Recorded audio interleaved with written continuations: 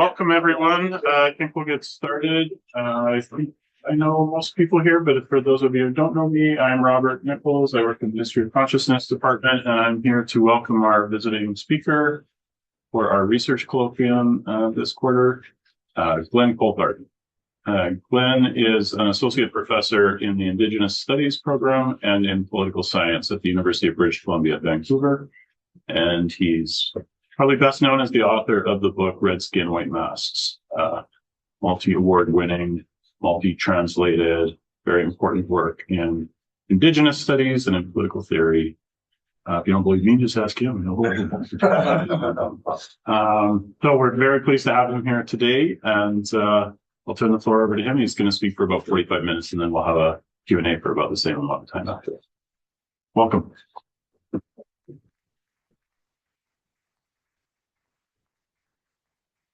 Thank you, Robert. Thanks for the invitation. It's lovely to be here. This is a project that I've been working on off and on for 7 years now. And it's really kind of two parts. One is just some of the outlining of kind of what the project is and what I'm doing. And then I jump to an example that I draw on in the book, which looks at how certain Maoist concepts were implicitly, but sometimes explicitly drawn on to make sense of extractivist struggles in Palestine, and how those translated it to ramped up extractivism and in the discourse around energy sovereignty here. I've been, the second half has been, it's as much a political commitment as it is like just a selection of one of the case studies, because I think that's important to highlight. The material linkages between what's happening there and what's going on here. So 2018 witnessed the proliferation of a surge in critical reflections on the lasting significance of the global social and political upheavals of 1968. Amongst these interventions was a reissue of activist historian Max Albaum's Revolution in the Air, 60s Radicals Turn to Lenin, Mao, and Che. The book begins by laying out the explosive interplay between the local and global that informed domestic politics on the left in the US in the decade that followed. Ideologically, the post-1968 decade witnessed the rise of a third world-oriented Marxism on the US left, which, according to Albaum, emerged as an alternative to the state-battered and increasingly out-of-touch old left to a new demographic of aspiring young revolutionaries. In contrast to the increased stagnancy and perceived whiteness of old left institutions, this wave of new left radicals took inspiration less directly from the Soviet model and trade union activism, and more from the revolutions of Fidel Castro and Che Guevara's Cuba, from Ho Chi Minh's North Vietnam, and Mao Zedong's China, and of course from the national liberation struggles across the African continent. This new third world Marxism was particularly appealing to revolutionaries of color insofar as it paid heightened attention to the intersection of economic exploitation and racial oppression, and put opposition to racism at the heart of its theory and practice. Although third world influences on the new left were diverse during this period, the political force that commanded the most attention was arguably the revolutionary socialism thought to be embodied by the People's Republic of China under the chairmanship of Mao. Maoism, it was believed at the time, advanced a reinvigorated grassroots model of socialist internationalism that refused to capitulate to racial capitalism and its mechanisms of violent transformation. Internalization or internal colonialism at home and imperialism abroad. Now, out of all of the people of color political struggles and organizations covered in Albaum's book, the Revolutionary Action Movement, the Black Panthers, Young Lords, Black Liberation Army, Red Guards, etc., the struggles of Indigenous peoples received the least attention. On the one hand, I find that this is interesting, given that the historical period under scrutiny aligns almost exactly 1968 through the early 1980s with many historical accounts of American Indian radicalization in the U.S. What is commonly referred to as Red Power, this period of Native American activism is often represented as beginning with either the formation of the American Indian Movement, or AIM, on the streets and in the prisons of Minneapolis in 1968, or with the Native American occupation of Alcatraz Island from 69 to 71. While this periodization of Red Power has come under nuanced scrutiny as of late, in most accounts it stands as almost self-evident. On the other hand, the relative absence of Indigenous struggles in the revolution in the air makes sense.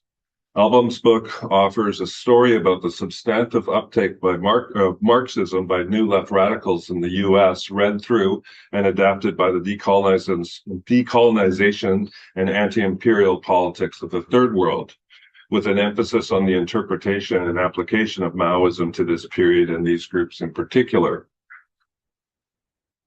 While self-determination efforts of the Third World drew many admirers from the ranks of U.S. Red Power, Third World Marxism was less of an influence. And there are, of course, a couple of reasons for this, which I've explored elsewhere. First, in settler colonial context, dispossession alongside exploitation serves as a foundational structure underwriting state formation and capital accumulation. Many Western Marxists working in contexts like the U.S. failed to recognize this. Instead, dispossession has often been represented as either a matter of the past or it's been subordinated to the problem of exploited labor.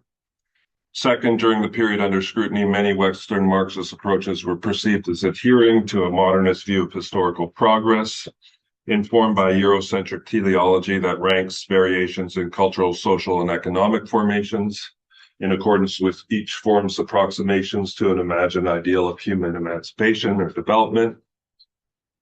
This, in turn, too often framed Indigenous cultural, social, and economic expressions as either superfluous or material or ideational impediments to progress that needed to be abandoned for the sake of our own emancipation. These first two tendencies fueled a significant amount of skepticism among Indigenous activists towards Marxism, particularly those organizing during the heyday of Red Power. To make matters worse, for many U.S. Red Power activists, skepticism such as this came to a political head with the Sandinista National Liberation Front's successful overthrowing of their dictatorship in 1979. The success of the Sandinistas drew Indigenous communities of Nicaragua's Atlantic coast, the Suma-Rama Mosquito Indians, into conflict with the communist nation-building project of the SNLF on the one hand, and into alliance with the U.S.'s anti-communist, anti-Sandinista foreign policy on the other. Subsequently, many of those associated with U.S. Red Power organizing, particularly higher-ups in the organizations like AIM, like Russell Means, felt compelled to choose between an anti-communist and pro-Indigenous stance and a pro-Marxist position that subordinated Native rights to the revolutionary project. In the context of Indigenous peoples' struggles in the U.S., these issues have historically compromised the building of left Indigenous coalitions and relations of solidarity that might produce a more fruitful exchange between Indigenous and Marxist political traditions. For this exchange, I found it useful to explore elsewhere. The project I've been working on provides an alternative history of political radicalization and Indigenous Marxist cross-fertilization, one that reorients our gaze away from U.S. historical accounts and towards the struggle of Indigenous nations in Canada during the long 1970s. More specifically, I focus on the political work undertaken by a number of Red Power era activists and organizations: George Manuel and Marie Smallface Marule of the National Indian Brotherhood, BC's Native Alliance for Red Power and their Maoist Socialist Study Group, the Indian Brotherhood of the Northwest Territories, and then the multi-nation 1974 Native Caravan from Vancouver to Ottawa, amongst others. And this periodization is roughly between 1967 with the formation of NARP through the patriation of Constitution, Canada's Constitution Act of 1982. So that's the period in which I'm looking at all of this. Through the example of these activists, people, and organizations, I want to show that Red Power era advocates drew potential, if not a muted or indirect inspiration from the decolonization struggles of the Third World, and like many radicalized communities of color during this period, molded and adapted the insights they gleaned from these struggles abroad into their own critiques of capitalism, patriarchy, and internalized colonialism at home. These critiques borrowed substantively and productively from a Third World-adapted Marxism, with certain Maoist concepts being particularly useful, and provided an appealing internationalist language of political contestation and solidarity that they not only inherited, but directly and indirectly worked to radically transform through a critical engagement with their own material circumstances, cultural traditions, and land-based struggles. Now, in his most recent book, The Subversive 70s, theorist Michael Hart examines revolutionary movements of the 1970s that sought to dismantle and overthrow structures of domination while at the same time building constructing basis of liberation. He suggests that these are still among the most relevant struggles for understanding our present conjuncture because they challenge political and economic structures that were emerging at the time, neoliberal governmentality and attendant forms of accumulation, and that still remain intact today.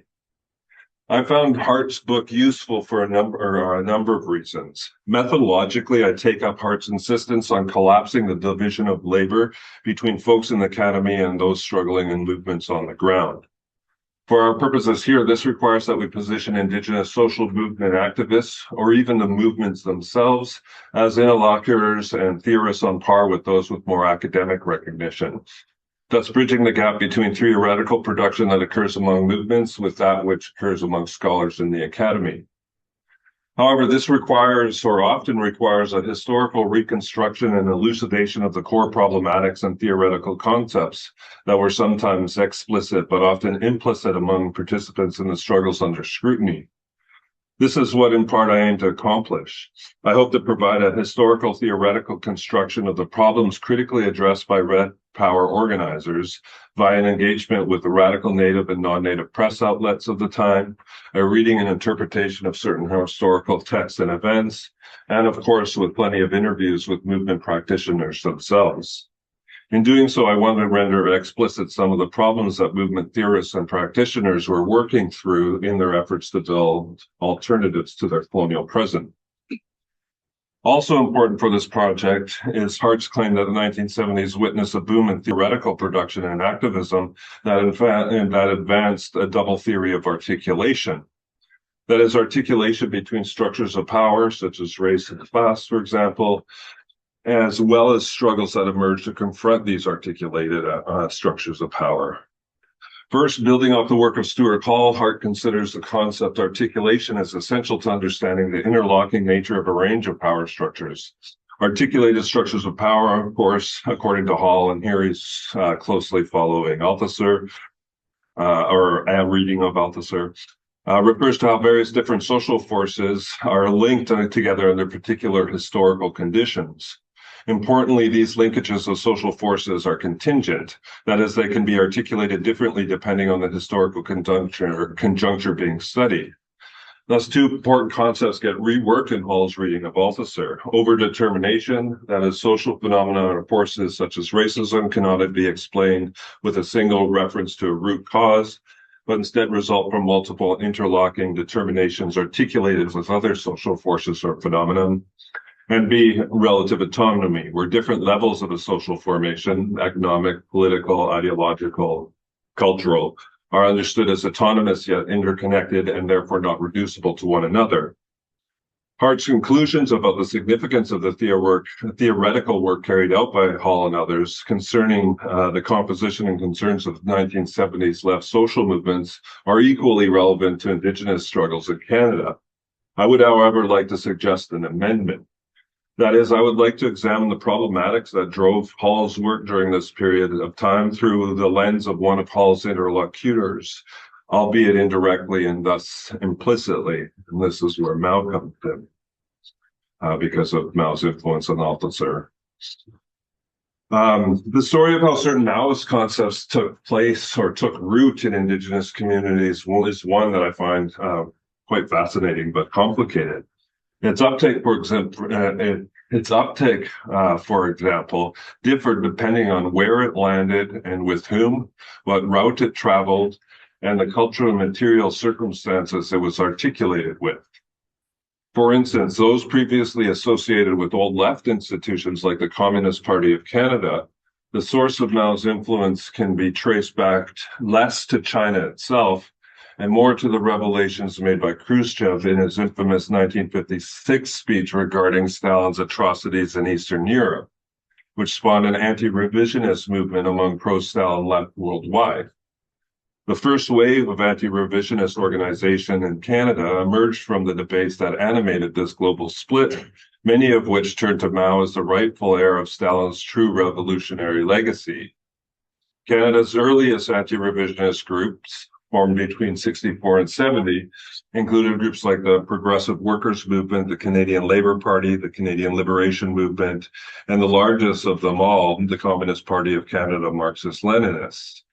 All of these organizations believe that the Chinese model offered Canadian progressives a revolutionary alternative to existing left organizations like the pro-Soviet Communist Party of Canada, the New Democratic Party, as well as Trotskyists and other left groups.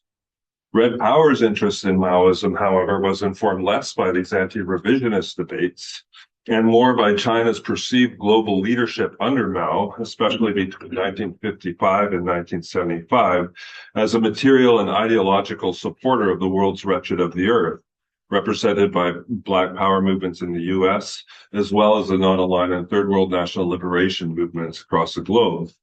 It was this Third World Maoism that attracted folks to the ranks of Red Power in Canada during the long 70s. And this, not in this paper or this version of it, but it's like, this is where the travel becomes very important.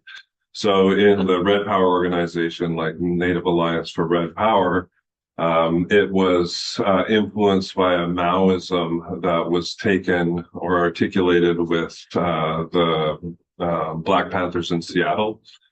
Through their own efforts at solidarity with them. So it was the Panthers' interpretation of Mao, and then coupled with their own friendship delegations that they traveled to China with in the 1970s, 1976, I think.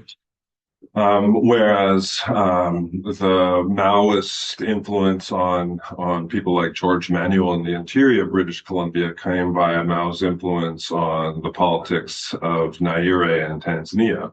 And he had traveled to Tanzania and established a relationship with TANU at that time. But how these concepts like self-reliance, socialism, and so on come to permeate the discourse around self-determination in Canadian North with the Dene, which is my community. It came between a combination of both. It was the Indian Brotherhood of the Northwest Territories' relationship with Black Power through their organizing activities, and then George Manuel's influence as national leader of the Indian Brotherhood, and his fascination and influence, beacon of Tanzania, is how these, like this language and these concepts circulated around movements in Canada. Politically, however, I suggest that a number of interrelated and core interventions associated with the global dissemination of Maoism attracted many Red Power activists, either directly or indirectly.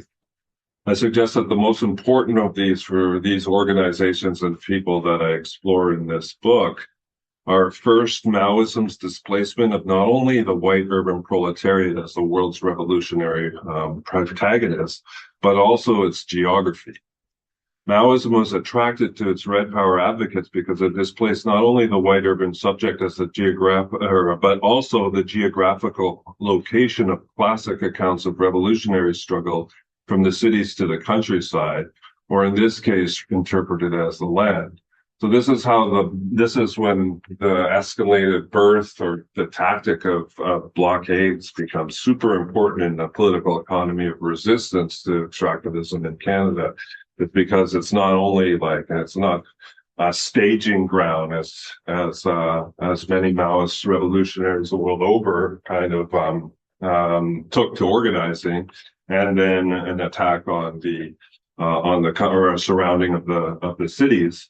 It actually provided the geographical location to effectively attack the political economy of settler colonialism in countries like Canada, which is based largely on the extraction of natural resources. The second influence is the stress on so-called subjective importance, or it's stress on the so-called subjective importance of ideational or cultural determinants of revolutionary change over a reductionist understanding that prioritized necessary material transformations framed within a rigidly developmentalist understanding of world history. So this is the agency question: who can make effective revolutionary change, and when can that and where can that be made? Third influence is its coupling of anti-imperialism and colonialism with the necessity of economic self-reliance, and this time it's set against the problem of colonial dependency.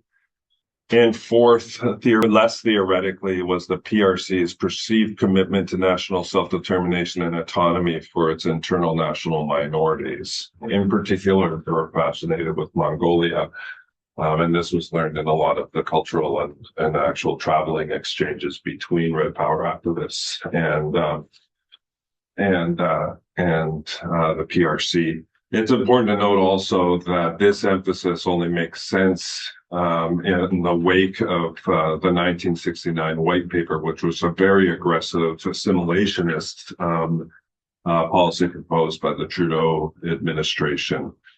So this is how internal self-determination for places like for regions like Mongolia made sense to them, even though it's kind of thread through a very scripted version of events provided by communist China. So now I want to shed light on some of the ways in which these theories travel through an example of pipeline politics up north in the 1970s, which links some of the activism that's happening there with the Middle East. So in the winter of 2023, Leanne Simpson, Wayakea Malley, Kelsey Wrights, and Robert Maynard and myself began organizing to hold a second solidarity gathering on Chief Dragi's territory, Treaty 8, the traditional and unextinguished homelands of the Yellowknives Dene First Nation, my community. Between June 24th and 29th, a group of activists, academics, artists, and students were hosted by Dechinta Center for Research and Learning, which was a land-based political education project I helped found in Denendeh back in 2010. Drawing on the example of previous generations of Dene organizers, Dechinta seeks, among other things, to break the historical relationship forged between genocide, dispossession, and economic dependency on the one hand, and the institutions of Western education on the other.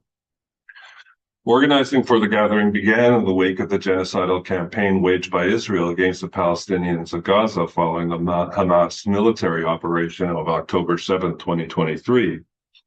The purpose of the meeting was twofold. Practically speaking, we aim to situate the land as a generative site of solidarity organizing by calling on my community to host a diversity of activists from around the globe to engage in land-based practices, such as duck hunting. We went hunting, fishing, hide tanning, medicinal harvesting, and so on. We were there to discuss issues of mutual concern, establish meaningful and effective bonds of mutual aid, and to cultivate a much-needed place of refuge and regeneration for a group of foreign comrades passionately committed to the intersecting communities that they serve. In a more conceptual vein, the get-together aimed to dislodge the all too common misunderstanding that a politics that is rooted in land or place forecloses the possibility of cultivating wider effective material relationships. In other words, the solidarity gathering sought to demonstrate that the immersion in the diversity of relationships and ethical practices that constitute the land from a Dene perspective, as opposed to treating the land as a commodity or property, can and indeed does facilitate an expansive sense of belonging that both traverses but also ties together a multiplicity of forms of life and community struggles. For us, the land facilitates relationships of solidarity as opposed to its opposite. So I was tasked with providing a group with an historical example that might shed together some of these conceptual or shed light on some of these conceptual issues, as well as provide a brief political history of my people and our territory. And my intervention here will do the same. I placed the anti-colonial struggles of the Dene at the height of Red Power in the 70s with those of Palestinians by highlighting the material basis of solidarity envisioned between Indigenous peoples here and there.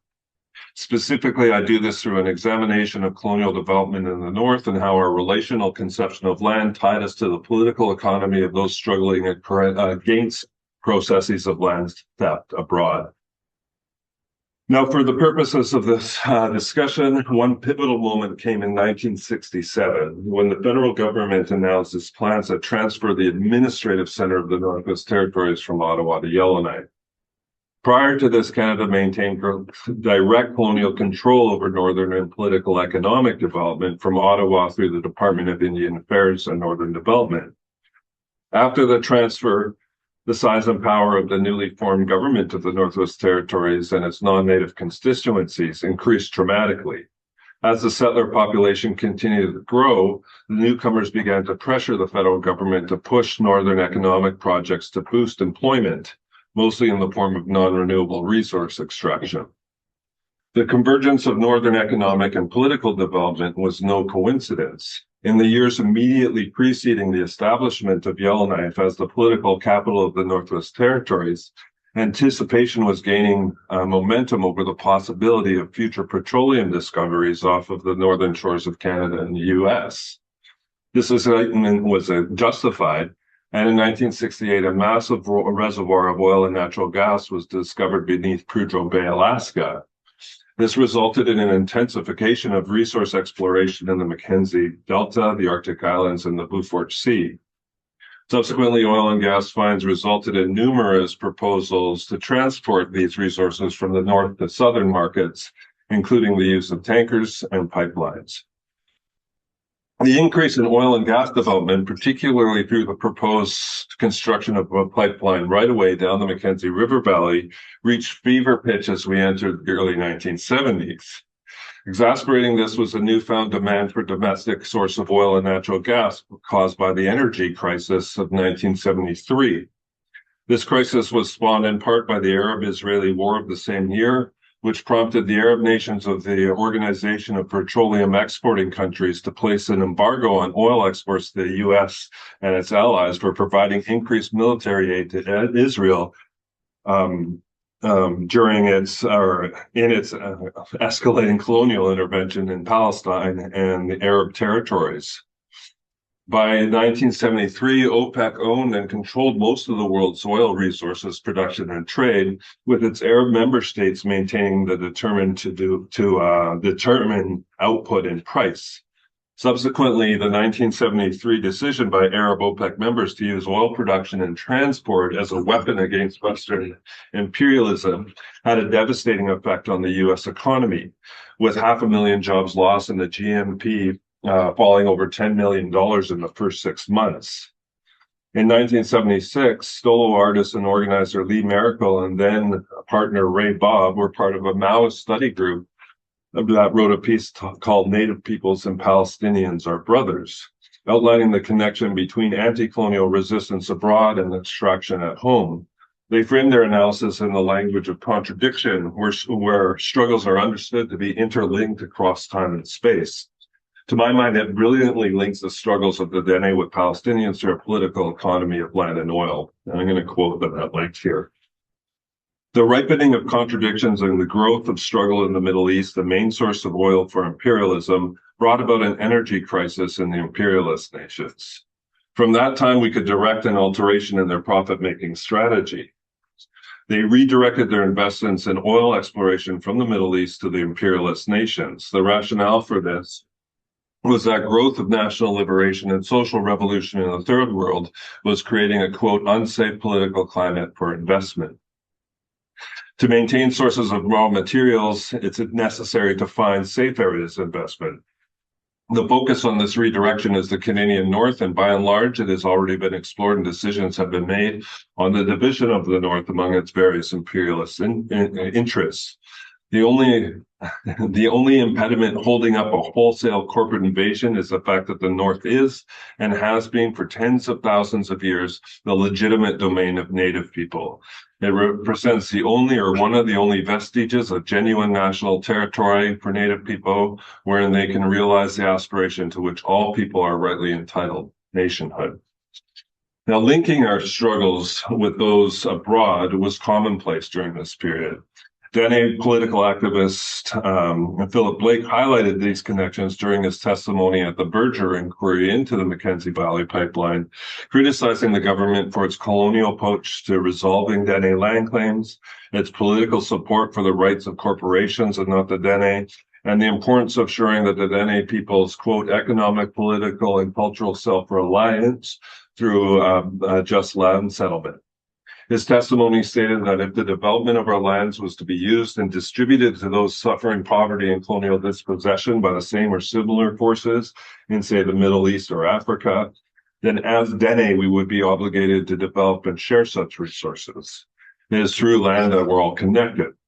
But given that the colonial state and capital intended to hoard the wealth extracted from our lands for shareholders of corporations in Canada or in Calgary and Texas, the Dene would sooner blow up the pipeline to see it used in such an unethical way. So what are we to make of this? I think a number of issues come to the fore, aside from the kind of influence of these certain concepts, is the first that 1973 saw the emergence of a number of related colonial strategies pertaining to Indigenous land theft in Canada. These strategies blurred the lines between anti-colonial politics in the domestic and international spheres. The first had to do with the development of a continental discourse around so-called energy independence, caused in part by European or Canadian imperialism abroad.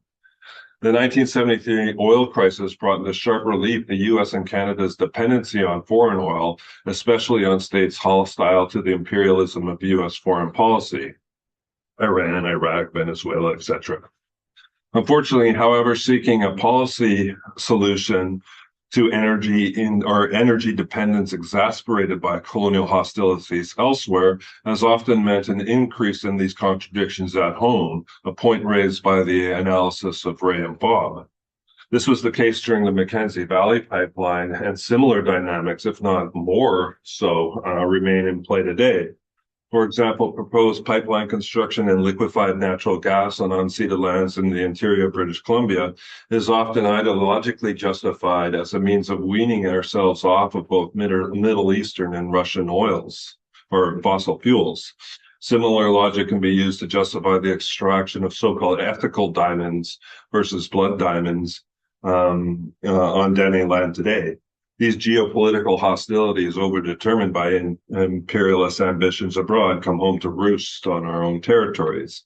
And this has even been escalated now in the Trump era of tariffs with Prime Minister Carney pushing Bill C-51, which is based on this notion of energy security or energy sovereignty, in order to wean ourselves off of our dependence on U.S. extraction, which puts Canada in direct conflict with Indigenous land rights. A second related strategy is also implicitly raised by this analysis, in which the Dene spent much of the 1970s and 80s fighting against. That is the state's effort to gain economic certainty through the extinguishment of our rights to land via the federal government's 1903 comprehensive claims policy. Again, according to Miracle and Bob, if seeking North American energy independence was spawned by capital's search for a climate shielded from the deleterious effects of colonial conflict internationally, i.e. capital flight, search for safe climate investment, and so on, then an analogous strategy would have to simultaneously be concocted domestically. This is precisely what the comprehensive claims policy sought to do. 1973 witnessed two huge court decisions that opened up the question of who owns and has jurisdiction over vast amounts of lands claimed by Canada. Calder versus the Attorney General of British Columbia, which was a Supreme Court decision in 1973, and Paulett et al. Versus the Registrar of Land Titles, which was a Supreme Court of the NWT in 1973. Both cases de facto challenged the sanctity of Crown sovereignty by claiming the Indigenous claimants never had extinguished rights to their rights entitled to their respective traditional territories. In BC, because the Nisga'a never signed treaty, and in the NWT, because treaties 8 and 11 were fraudulently claimed to extinguish our title. This no doubt caused significant anxiety among Canadian and corporate elites, for the land in question was increasingly being coveted for economic and political development and settlement. In order to reconcile native ownership and jurisdiction with the Crown's claim to the same, or the state's claim to the same, something had to give. Hence the objective of comprehensive claims, to resolve the question of Indigenous rights and title by forcing the extinguishment of such rights as a prerequisite to settlement. Land claims are essentially the state's domestic solution to constructing a safe climate of investment on Indigenous lands. Canada's colonial project is thus multi-scalar and directly ties to the struggles of the global south, to the increased pressures placed on the Dene people to relinquish their rights and open up their lands for resource extraction and further encroachment of the capitalist market. However, it's important not to interpret these events to infer that a site of successful resistance in one place serves to increase the pressures elsewhere. Instead, these events simply amplify the deeply entwined histories and future of Dene people in relationship to others. As Philip Blake had testified, the Dene people have always been aware of the relationship between their struggles against colonialism at home and their struggles against imperialism abroad. Thank you.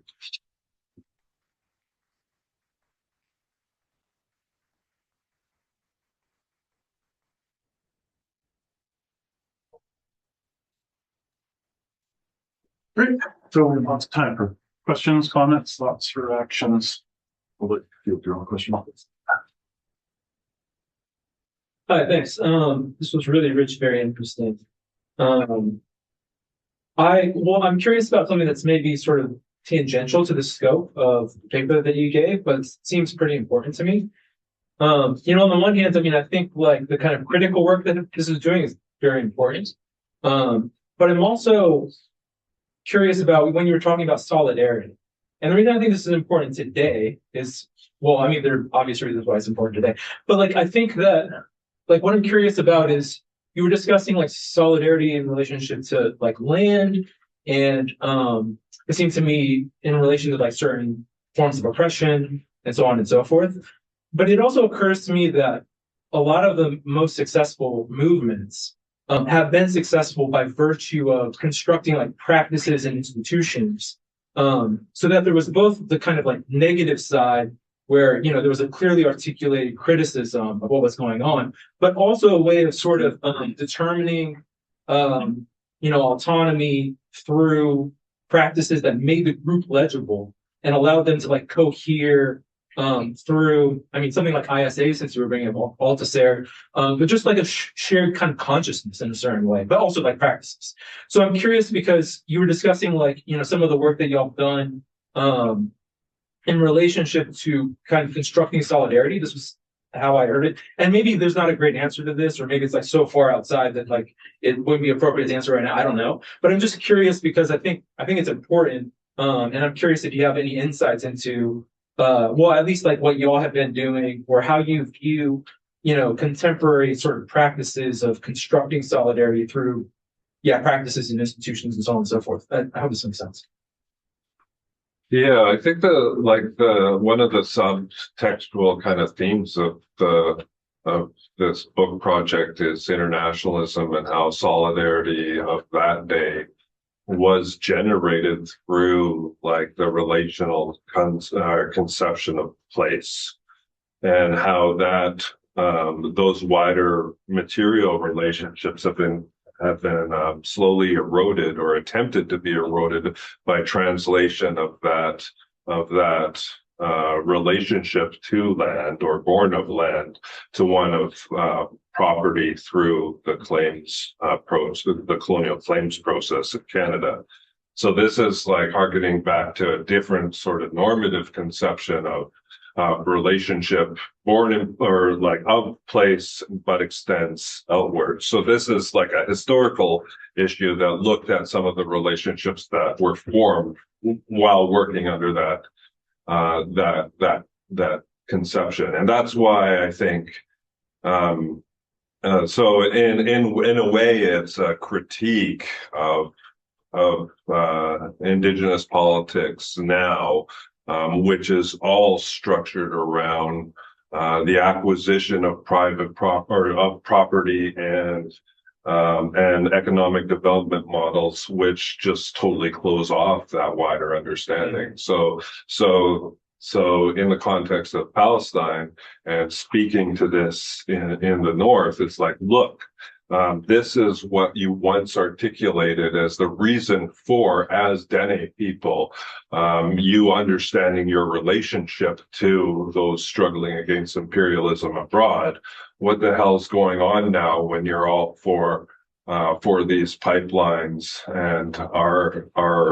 and that articulation has been entirely severed. So I don't know if that helps, but it's just like it's looking at this politics of solidarity and what generated it in the 19th in this period. Thanks. Great, thanks for that. Starting with your title, but also substantially along the way, a lot of Stuart Hall and the world of Stuart Hall is here, and I think bringing that into the discourse around Indigenous politics is a really important. It seems to me very important. The focusing just on articulation, building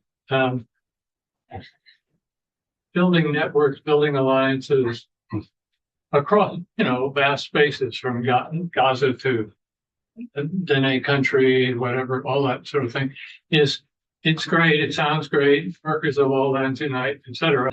But the actual practice of how it's done, what are the material, what are the actual linkages, the routes, if it's about individuals and ideas traveling, the technologies, if it's about forms of communication that are making these. So it seems to me a really fertile thing, and I'm sure that in your larger project you go into these the details of articulation. Mm-hmm. Again, without guarantees, because connections get made, and there's the idea of articulation always has disarticulation built into it, and rearticulation. Now, to me, that's the richness of the concept. It's about making linkages, but it's also linkages that get broken, and then they're broken linkages that get reconnected. So, but that's only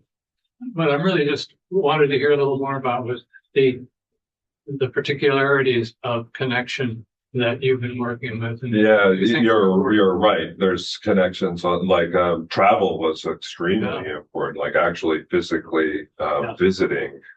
So there were Red Power folks in the Vancouver context that were part of friendship delegations, which went on these obviously very scripted visits to China, where they were catered to in a certain sort of way, and they came back with certain understandings of what was going on there and how it articulated with their own struggles here.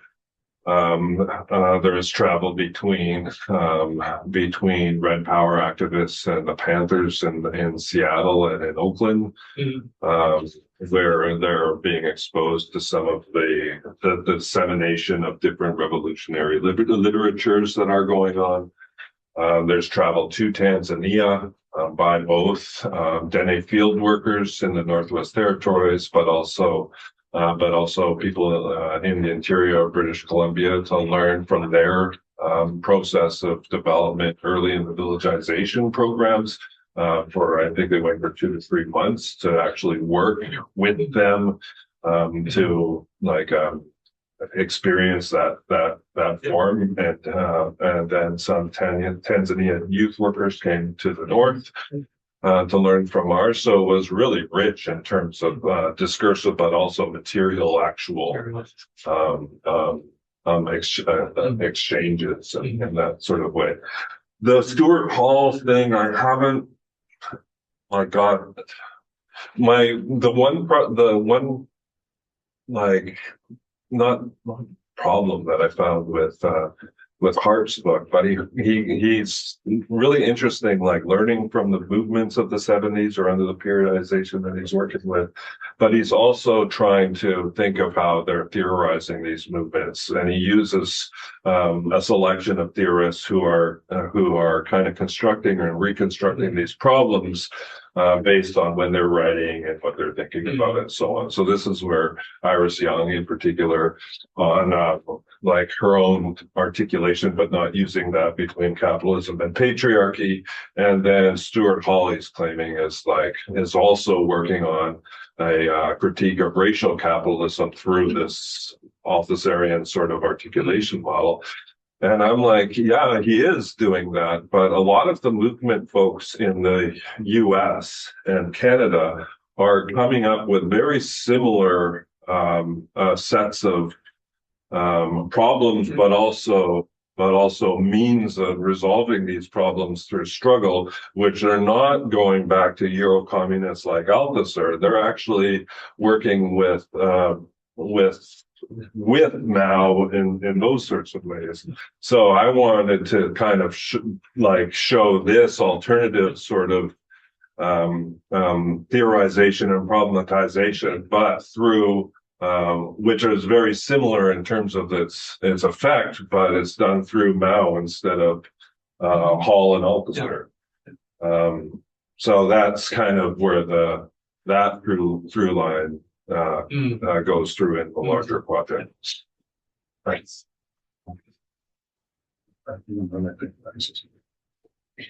Thank you for this very capacious discussion.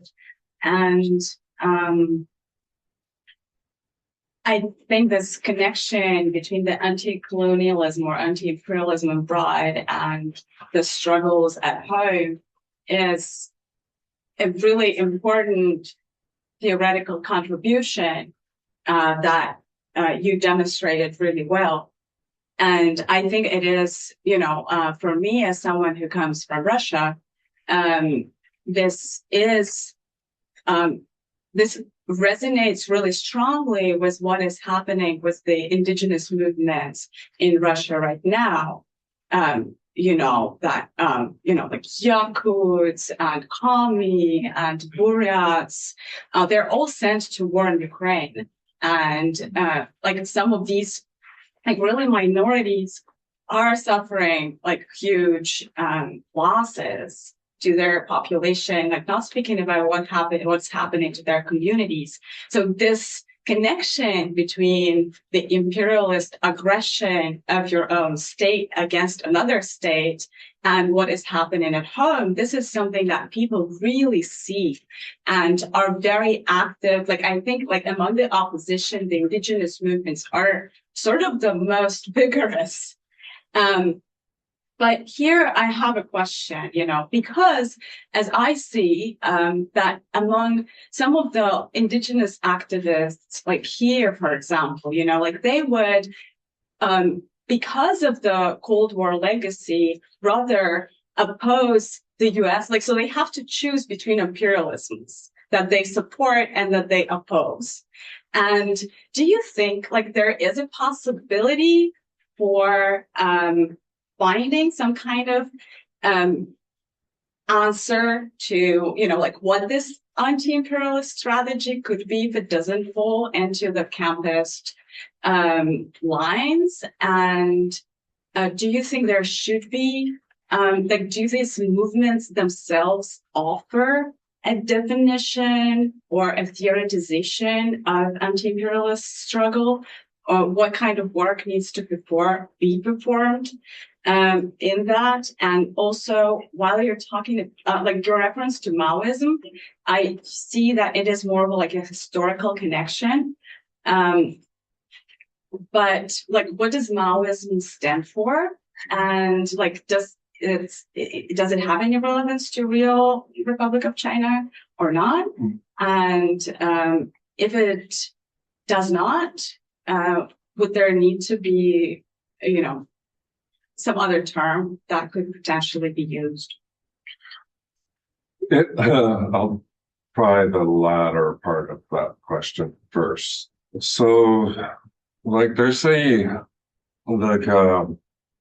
this goes back into like more like less known contributions of the book. So, like, up until like the late 1970s, indigenous peoples were thought to be like literally shackled to place. Like their location, the fact that they're indigenous to somewhere foreclosed the possibility of their global consciousness or whatever. So this is an intervention of the time into that sort of like, look, this is the discursive economy that's floating around the third world liberation movements. And Maoism is a very dominant strain within that discursive economy. And the Dene, or the people of the interior British Columbia or Red Power in Vancouver are aware of that, and they're not just naively picking away at it. They're being transformed into their own sort of contributions from the material and cultural bottom or uptake of these concepts. Now, and I was explaining this to my hosts of my campus walk this morning. It was like, this is different because you'll have a Dene elder articulating the importance of a socialist political economy based on traditional harvesting practices as a bolster to the form of political self-determination that is being offered by the state, with articulation of like concepts of like a socialism and self-reliance. And this elder is not referencing Marx, or not Marx, but the influence of Maoist concepts and organizing amongst Red Power ranks. But the youth next to him is using the exact same language, sharing the exact same proposal for a model of self-determination that is explicitly building off of this language and conscious of its influence on third world liberation movements. So this is where it's like, it isn't about Maoism, but it's looking at how these ideas come to make sense in different contexts and different places by way of the roots that they take. So I don't know if it's relevant, or if it's like there's a different way of saying that or articulating that, but it is factually correct. Like, it's like, these are where the ways in which this is how this language gets to be used in these struggles of the day. It's because of this discursive like economy that they're drawing from and radically transforming from their own material and cultural cognitions. And I just find that interesting, and it cuts against this idea of our like how incredibly parochial we are, how like where we can't see the world outside of us by virtue of our being locked in place. and it's actually the opposite. I can't remember your first question. Good enough. I mean, the first one was about imperialism, theory of imperialism. You can collect more questions. Yeah. Next. Whole bunch of questions. That was Okay. So, talking about the connection, my first question, if you want, is I would like you to expand a little bit more what is your idea of a connection between your work, the historical part of your work, what you call an alternative history of indigenous radicalism, and the theory that you can extract from this different historical account of these protests. To my understanding, I give you my understanding of your talk. It's probably better. No, I think because it's my understanding of your talk. I think we have a similar. Let's say we have a similar problem. I wouldn't say exactly the same, but a similar problem. And I would express the problem in these terms.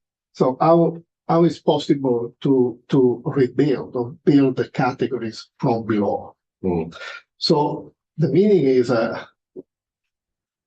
terms like connection or the interconnection of many different practices at home and abroad. So these are connection. These different practices of connections can no longer be understood in terms of, let's say, abstract solidarity or in the formula, the enemy of my enemy is my friend, and so on and so forth. It's something that has to emerge from the language of activists, of these practices, how they express what they are doing. So, and that language is not just a way to communicate things, but it's also a language that can produce what we need as a scholars, let's say, that can produce the concepts and categories. For that reason, and this is the last part of my longer comment, so I see a double form of activism intervention.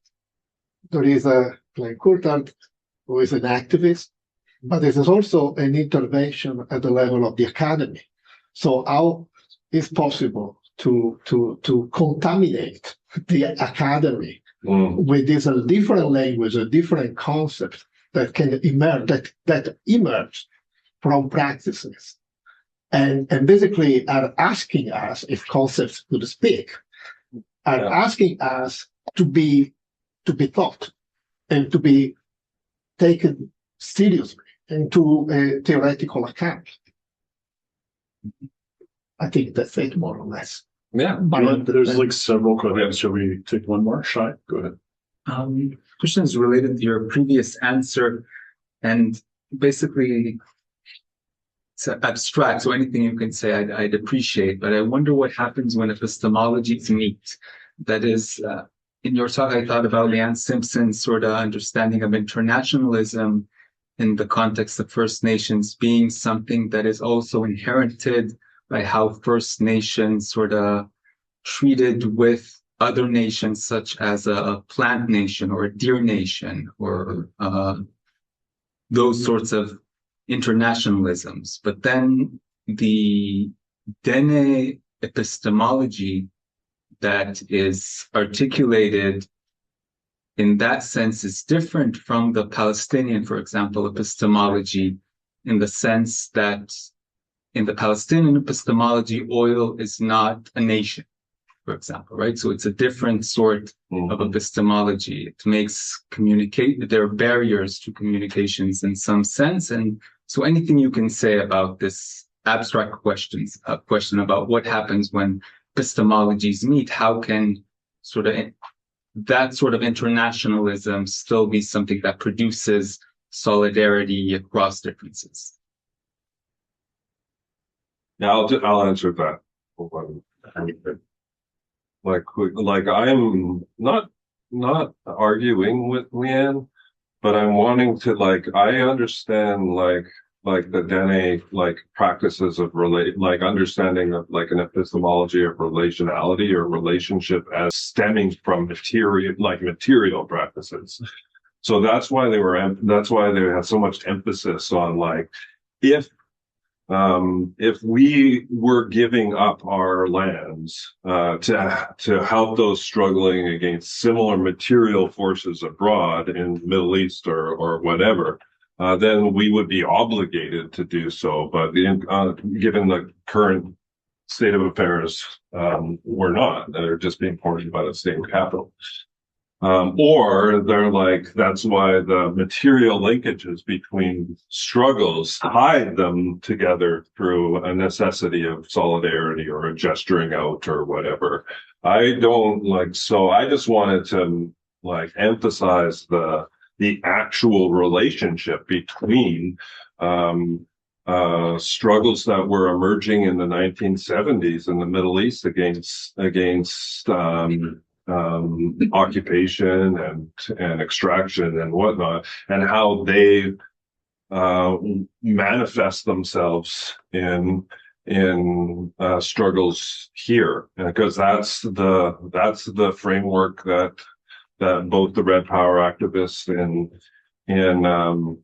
Vancouver were articulating, and as well as up north, although this is coming from different epistemic sort of emphases on relationships.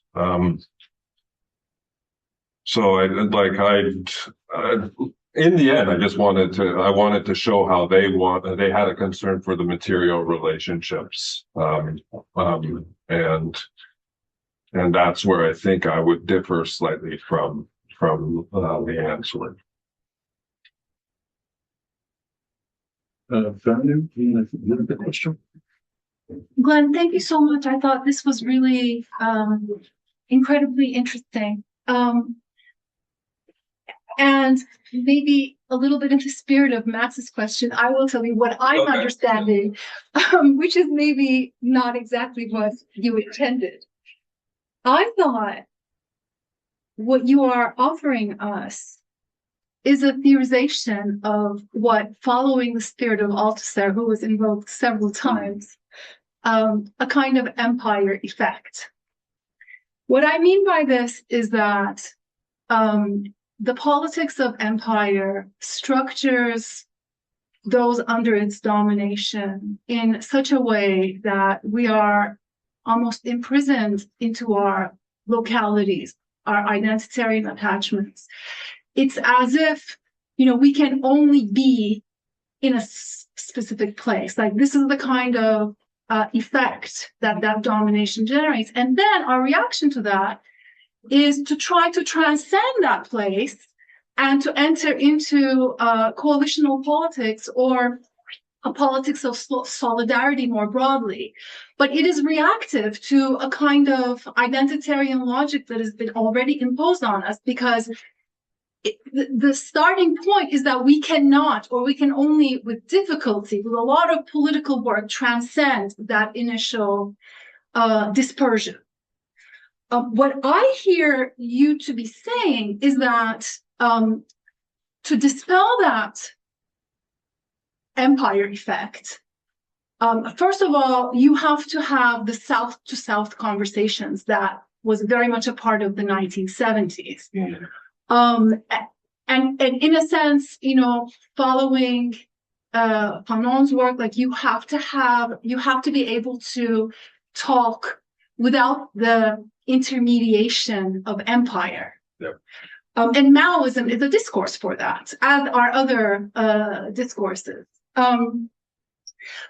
But those South-to-South conversations also open up this reality, which is a material reality of empire, which is about scramble for energy and land theft. So that is, I mean, what I really appreciated is the 1973 episode that you brought to our attention, because, I mean, the solidarity can remain abstract if it's not understood in connection to that material reality of the scramble for oil.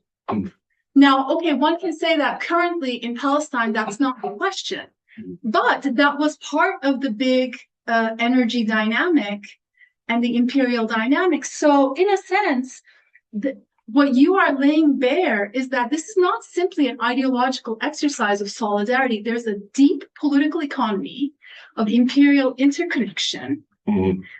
And no amount of ideology critique can get to that unless we are able to really put this side by side with the material determinants of empire and why we are sort of locked into a position of thinking only from our locality as a starting point, which I think is a wrong starting point. I don't think that's true at all.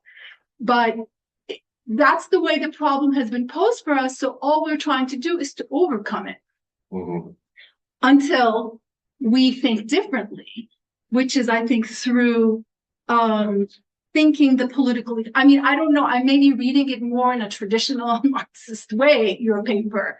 Maybe that's not what was originally intended by you. But I feel like for me, having that connection that then links the internal colonialism with the external scramble for resources really puts the whole thing into perspective. Yeah, so I don't know. I think that's what I just the latter part of that is still unclear to me. So any questions like the solidarity question is like, what does this actually mean? What does the efforts of solidarity coming out of a very material understanding of that relationship, what does that have? Why is that important now? Or like what sort of political formations or struggles can merge out of a reanimation of that understanding? And that's where I just don't think I don't have a conclusion for this yet. Like there's still a chapter and a half at the end where I think that should come to some sort of resolution, but I don't know yet. So that's very helpful. Thank you.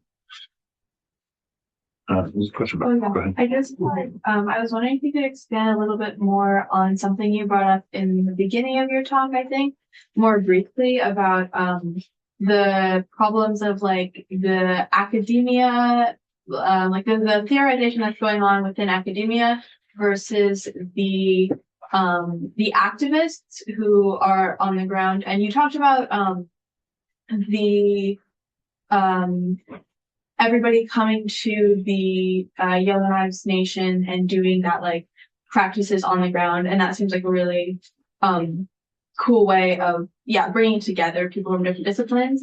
But I was wondering if you could speak more on like Indigenous people, like First Peoples in Canada in higher education in Canada, and like how that presents an obstacle to just like this sort of understanding between like the theorization that's going on sort of in these maybe more inaccessible areas of academia and like how that impacts like Indigenous populations in Canada, and if do they have access to higher education, and what does that look like? Yeah, okay, I will answer that. Okay, but we'll go to okay. Thank you so much for this talk.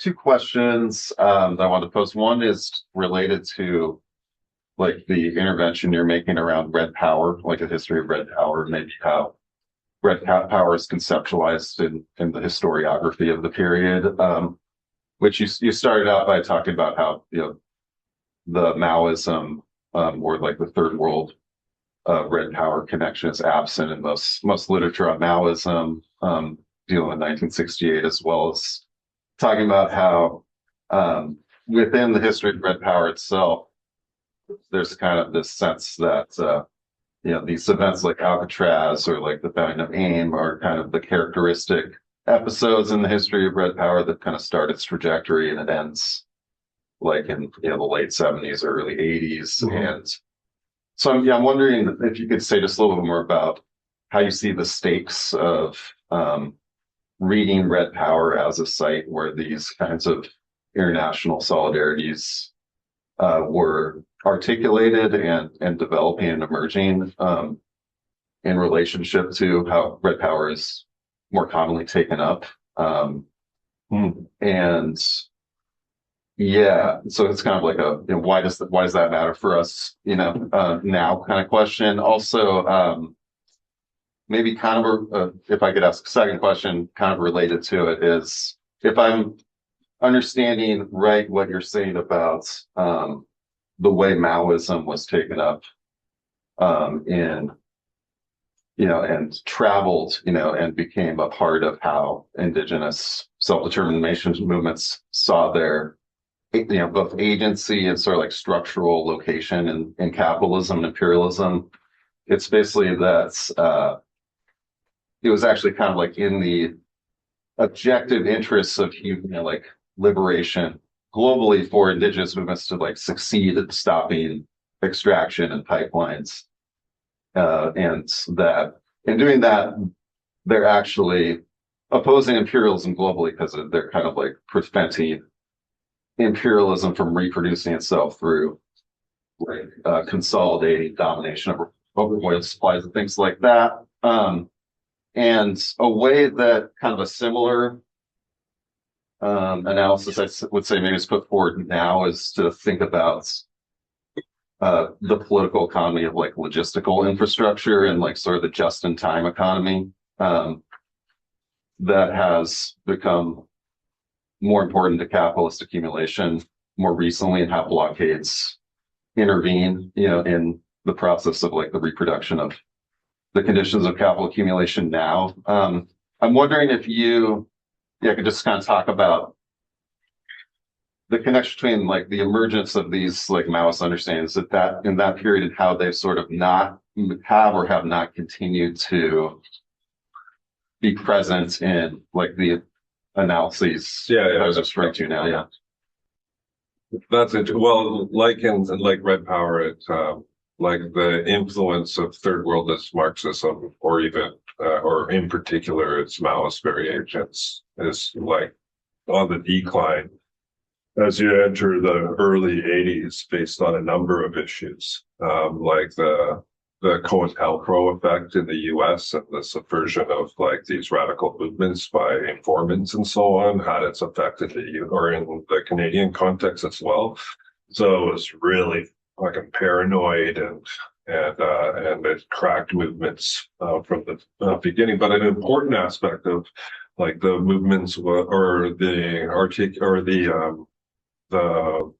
eventual running of its course is, I think, that the transformation and the reconciliation of this kind of radical aspirations with these Marxist traditions with like a rearticulation, reinvigorization of their own cultural traditions.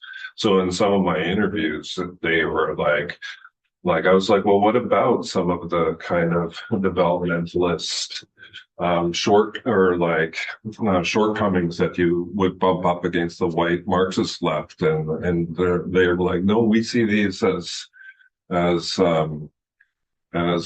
synonymous, like struggles just articulated differently. Like, so they didn't place so much emphasis on the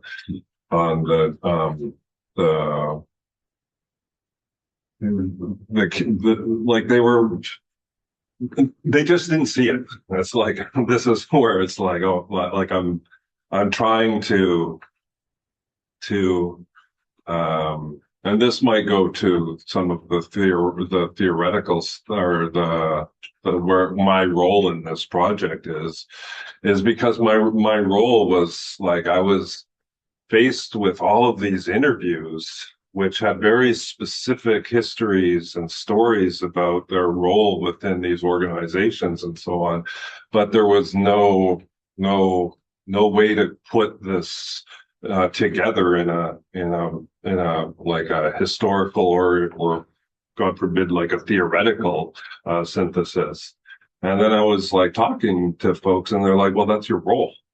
Like we were part of these struggles as individuals or individuals in groups. Some of us are dying. Some of us like don't remember all the pieces.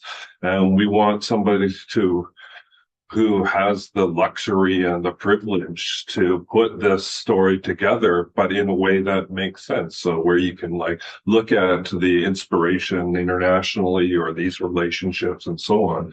So that's what I was doing is it's like I'm putting together a story which I think coheres historically, but also with some theoretical influence, which might not be the emphasis or explicitly what was thought about in the movements themselves, but kind of makes sense, I think. Yeah. So I found a kind of a voice after struggling for 3 years of like just being like, oh, this is just going to be a book of interviews sort of thing. So yeah. I want to put myself on the list, sure. So I don't know how to phrase this as a question, so I'm just gonna say it and then say, what do you think? Like what I see you doing is trying to offer us an alternative history of the relationship between indigeneity and global Marxism by trying to show back in the 50s, 60s, and 70s a constant like cross-fertilization, cross-articulation, both at a discursive level, conceptual level, but then also, as Benny was pointing, because of a identification of certain material connections that linked these different kinds of struggles. And that's a very different history than another account, which has been, I would say, more prominent of late. So let me just kind of like put the other account to you because I wanted to hear how do you respond to this other account? The other story, which is probably more common, is that indigeneity becomes like a globalized phenomenon and a force of leftist politics much later than what you're talking about. It's really like a convenient date is like 94 because it's the Zapatistas, and it emerges there as a very distinct like program and it connects to like UN politics in the 90s and 2000s. It connects to Zapatistas, the World Social Forum, this kind of notion of indigeneity as a distinct like epistemic and even ontological difference politics. And that the reason it emerges in that period after the period that you're talking about, and in the way that it takes especially this heavy emphasis on like an ontological difference and epistemology, is because it's a reaction to the failure of third world socialism in the period beforehand. Specifically, it was interesting that you started with the Sandinistas and extractivism, the idea that in the period that you're talking about, third worldists could not solve the problem of development, that they knew they needed power in order to counter global capitalism and imperialism. But the primary way to try to do that was to accelerate development through industrialization, through militarization, through the building of state forms, and so on. And that required, like building dams requires displacing people and pushing them off their lands and so on. And so it led to all these conflicts. So it's the left in power that actually produced the indigenous formation later, because those indigenous movements came to argue communism and capitalism are just two sides of the same thing called Western modernity. And though they're just two variations of the same thing. And so indigeneity then came later to articulate itself as a contrast to both of those things because of the perceived failure of like third world socialism to really offer a kind of alternative model of development that would work. So I'm just kind of curious how your story, to me, it implicitly contrasts with that story, but I'm curious how you actually like respond to that alternative account. There's another story that I'm responding to, and it's like and this is like a variation of what you're articulating is the argument that Courtney Young makes in where the failure of not only third world socialist projects, but like labor and campesino and politics, the failure of that provides an incentive for the emergence of this indigenous category, legal incentives and so on. So I think that there's a story to be told there in terms of like Red Power in the U.S. and the gradual the politics that emerge at the decline of this in 1982 with the constitutional protection of indigenous rights, which forces indigenous peoples into claims making, which is pure of European influence. So it's like it's a compelled traditionalism that emerges, which I think takes over during this period. I'm not sure. Yeah, I'm not sure about how to answer or what the point. Like the point is, I think that the narrative of the 80s identity politics take like blurs or blunts these alternate like historical accounts or activism and what's animating it, which I just kind of want to highlight again to show that like this period of like of recognition politics and so on. And this is also a very much a precursor to the first book. It's like, well, this, I'm not coming up with this stuff. These influences were quite pronounced in the 1970s. But the political form that I'm critiquing in this book has blurred out that history because it's inauthentic. It's an expression of one's assimilation, not some innovative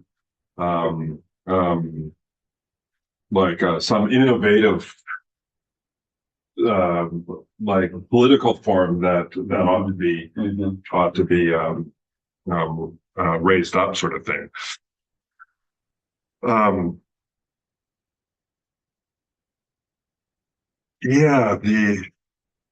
So that's what I see as what's tainted in the two sides of the same coin, and the alternative, which is this post 1980s, post 1977 at least, indigenous politics that comes to equate indigeneity with a absence of like colonial baggage, development, like all of these sorts of things. I just think that that's the product of some of the stuff which I'm trying to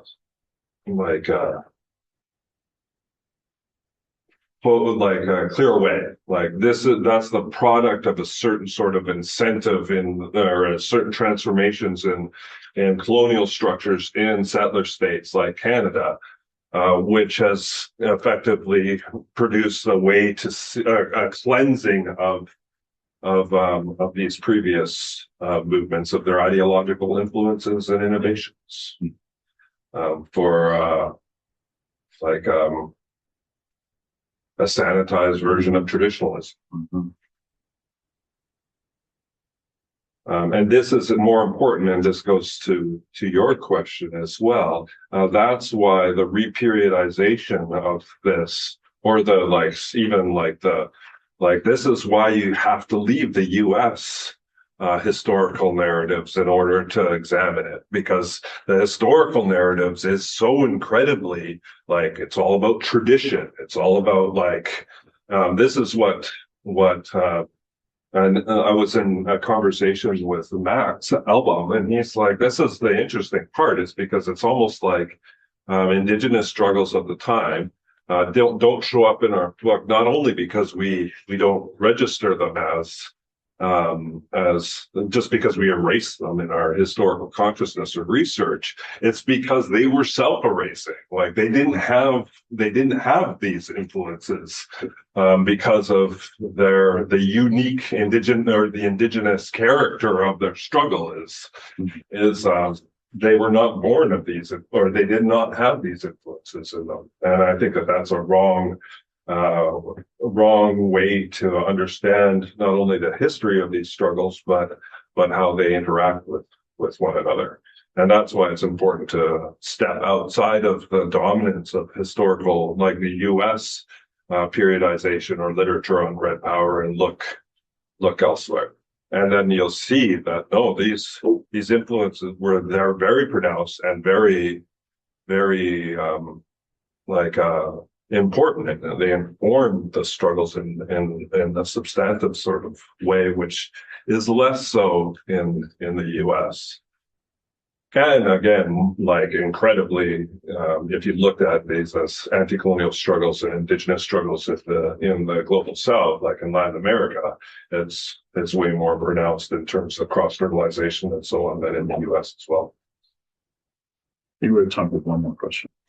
So I want to ask about present struggle against this renewed push for extractivism, which the extractivism seems to have two, at least at the surface level, two distinct drivers, which I think are not separate, but just looking at how they're expressed, they appear to be separate. On the one hand, as you already, as you brought up, there's a push for investment for extraction outside of the Middle East that's driven by political risk and instability in the Middle East, which today we could see as being in part downstream from the Palestinian struggle. Like Palestinians are creating instability in the Middle East, which in part serves to push investment elsewhere, and it being pushed to North America. And then, so there's that. And then on the other hand, you have Prime Minister Carney talking about economic or energy sovereignty, trying to shore up Canadian sovereignty relative to the United States. So on the one hand, there's like this volatility in the global economy that is pushing extraction to North America. And then there's also U.S.-Canadian relations. Maybe this is just a cover or something, but driving Canada to drill for oil in North America. So you look at this as like, on the one hand, there's a struggle against global capitalism, which takes on the form of like producing risk to, kick the soccer ball elsewhere. And then there's a struggle for self-determination against the state. But one thing I want to ask you is like, are Indigenous activists, people fighting extractivism today, do they think about what they're doing in terms of the production of risk? Yeah. And then how does that especially relate to during like the Manuel family is very important in this respect. And then like the production of risk was very strategic to Art Manuel's and the whole understanding of uncertainty. So he would lobby like economic firms and that what is it, the ones that give the AAA, A, or what a Credit rating. Yeah, credit rating. It would go to their offices and tell them, like the Indigenous activists go to like Manhattan and visit them, and they say, instead of trying to resolve the conflict by settling an agreement with the Canadian state, we will purposely not resolve it, which means you cannot predict the risk, which means the credit is devalued, so they use a kind of financialization mechanism to try to devalue the pipeline. exasperate uncertainty over certainty, which is what breeds like a safe climate of investment. So yeah, that was very like, and it was Art Manuel, who's the son of George Manuel, and whose daughters are now at the front lines of the pipeline struggles in Canada. So there's an interesting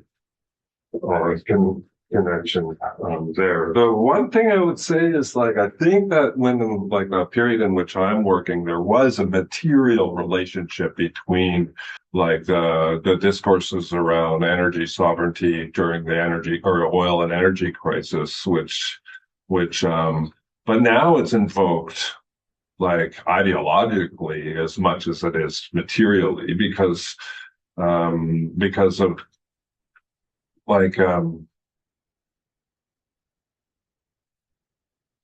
I don't even think it's necessary to demonstrate like the ethical diamond sort of thing. Like it's another branch of the use of this problem. Like in order to cut against diamond usage in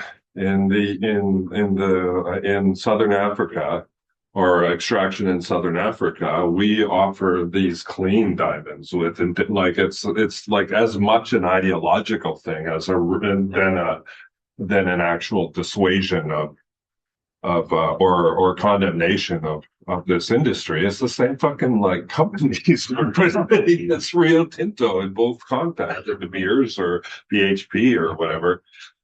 So it's a way to justify further extraction or homegrown extraction on Indigenous territories by virtue of this it's better than what's happening abroad sort of issue. So yeah, I'm tired.